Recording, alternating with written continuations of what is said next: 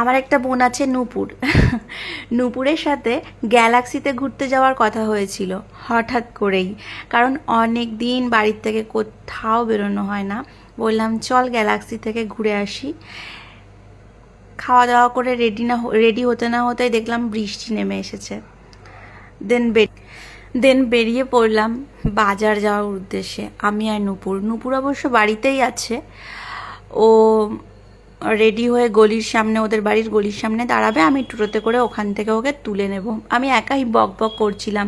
আসলে ভাবছিলাম যে ভীষণ গরম হবে, কি করে গরমে দুপুর 3টের সময় বেরোবো।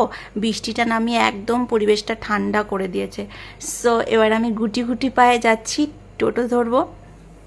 আসলে কি বলতো, ব্যাপারটা হচ্ছে গিয়ে সব সময় কাজ, খাওয়া দাওয়া, ঘুমানো, ডেলি রুটিনের মধ্যে দিয়েও না কোথাও একটু মনে হয় ঘুরে আসি।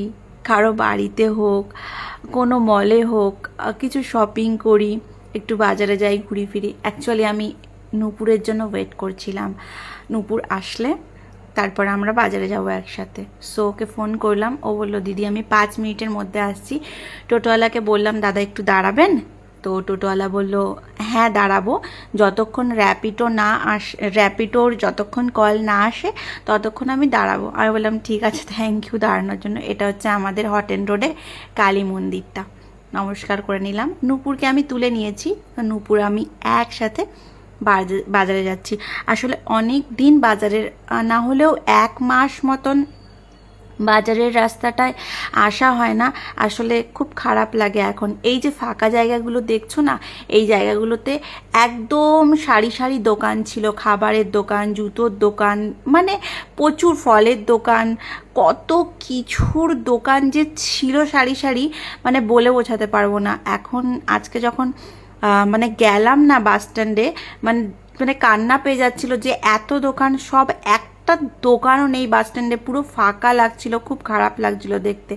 তারপর আমরা এম বাজারে ঢুকলাম, বললাম চল একটু ঢুকি। তো ঢুকতে ঢুকতে এটা ওটা দেখছিলাম।